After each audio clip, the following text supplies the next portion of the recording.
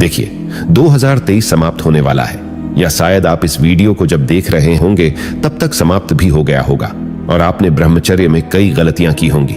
लेकिन मैं चाहता हूं कि 2024 से हम सभी ब्रह्मचर्य का नया संकल्प ले। तो उसके लिए मैं आज 3 बातें बताने वाला हूं। इसे समझना ब्रह्मचारी के लिए बहुत अनिवार्य होता है। पहला है कि ब्रह्मचर्य आखिर होता क्या है, क्योंकि अभी तक कई लोगों को यह भी नहीं पता। वो सोचते हैं कि वीर्य बचाने को ही ब्रह्मचर्य कहते हैं, लेकिन मैं आपको आगे बताऊंगा कि ब्रह्मचर्य क्या होता है। दूसरा है, ब्रह्मचर्य के नियम क्या क्या होते हैं, क्योंकि यह सही से पता नहीं होता तो हम पालन भी सही से नहीं कर पाते, फिर ब्रह्मचर्य टूट जाता है। और तीसरा है कि ब्रह्मचर्य की शुरुआत कैसे होती है, क्योंकि नए साल 2024 में सही से समझकर एक बहुत अच्छे तरीके से शुरुआत करना है और अपने जीवन को एक नई दिशा देना है। ब्रह्मचर्य ही जीवन है और वीर्यनाश ही मृत्यु है। देश में ब्रह्मचर्य का कितना पतन हुआ है यह हम और आप सभी जानते हैं। हम भी आप सभी के बीच से ही है, इसीलिए हमें भी पता है कि वीर्यनाश के कैसे कैसे विचित्र विचित्र कृत्रिम उपाय निकाले गए हैं। 20-20, 25-25 वर्ष के नव युवकों के चेहरे पिचके हुए और यह इस उम्र में ही बूढ़े दिखाई देते हैं। अभी हम सबसे पहले ब्रह्मचर्य को समझते हैं कि आखिर ब्रह्मचर्य होता क्या है।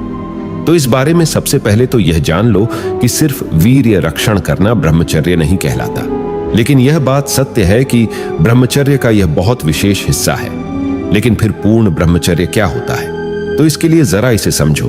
ब्रह्मचर्य का अर्थ होता है ब्रह्म यानी ईश्वर और चर्य यानी मार्ग, अर्थात ईश्वर के मार्ग पर चलना या ईश्वर को पाने के मार्ग पर चलना ही ब्रह्मचर्य है।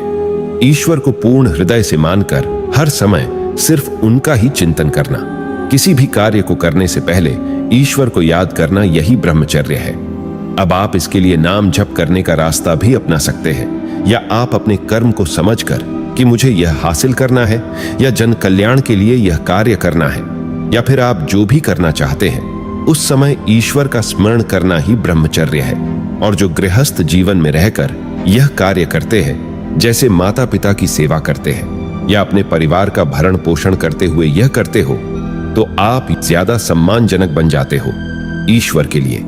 अब बात आती है कि ब्रह्मचर्य के नियम क्या क्या होते हैं। तो इसका सबसे पहला नियम होता है अपनी 11 इंद्रियों का संयम, यानी हमारे शरीर की 11 इंद्रियों को अपने अनुसार कार्य करवाना। भारतीय शास्त्र परंपरा के महर्षि पतंजलि योग दर्शन में इंद्रिय की संख्या 11 बताते हैं, जिसमें 5 ज्ञानेंद्रिय आंख, कान, नाक, जीभ और त्वचा, यानी कि गंदी चीजें न देखना है, न ही सुनना है। किसी भी ऐसी गंध से दूर रहना है जो कामोत्तेजना को प्रबल करे। तामसिक भोजन का सेवन नहीं करना है और बिना आवश्यकता के अपने आप को भी स्पर्श नहीं करना है। अब है 5 कर्मेंद्रिय हाथ, पैर, मुंह, गुदा और लिंग। यह तो आपको पता होगा कि इन्हें कैसे नियंत्रण में रखना है। और अंत में आता है मन, जिसे मिलाकर पूर्ण 11 इंद्रिय होती है। मन जो कि बुद्धि की एक अवस्था होती है।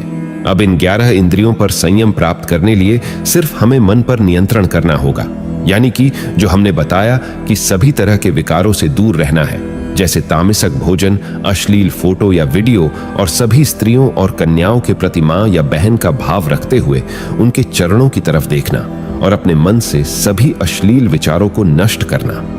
इसके लिए आपको कोई भी ऐसे लक्ष्य में व्यस्त होना होगा कि आपको यह सब सोचने का मौका ही न मिले, और सूर्योदय से पहले उठकर ध्यान, योग और बहुत ज्यादा व्यायाम, यानी कि इतना व्यायाम कि पसीना निकलते बंद नहीं होना चाहिए। यदि आपने इन नियमों का पालन दृढ़ता से कर लिया तो आपका ब्रह्मचर्य नष्ट नहीं हो सकता।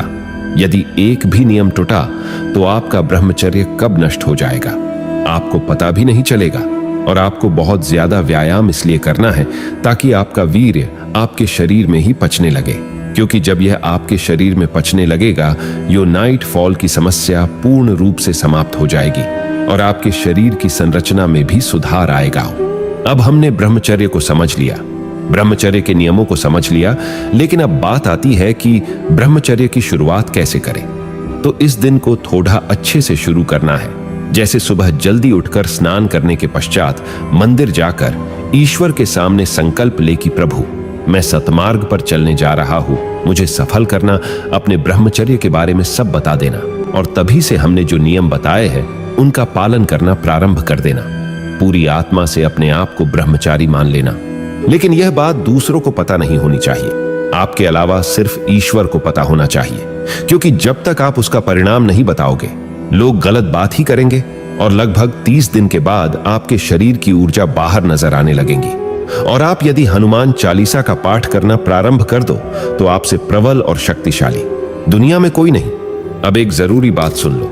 हम अगली वीडियो ब्रह्मचर्य 30 डेज चैलेंज पर लाने चाहते हैं। उसमें पूरी दिनचर्या बताई जाएगी कि हमें क्या करना है, क्या नहीं करना है। जो भी इस चैलेंज को करना चाहता है कमेंट करके जरूर बताएं। इस वीडियो के लिए बस एक लाइक चाहता हूं।